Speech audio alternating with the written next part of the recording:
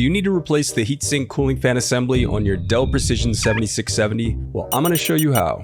You can also click on the top right of the screen to find this part, or tools, or additional help on our website, including written step-by-step tutorials with detailed images.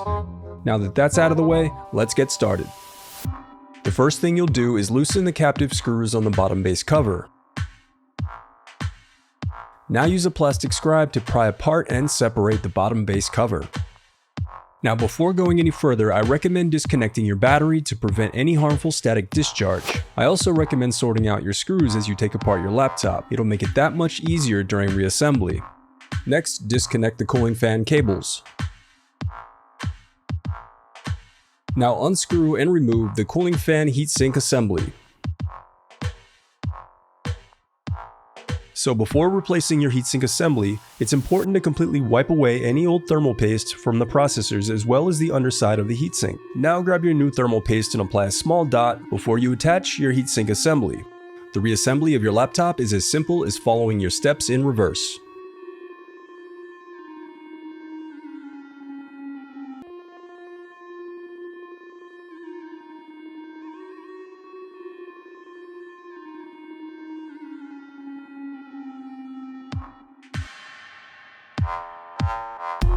If you still need help, you can visit dellpartspeople.com and view printable DIY instructions to help you along the way. We also have playlists of thousands of Dell tutorials for hundreds of different models, so keep checking back.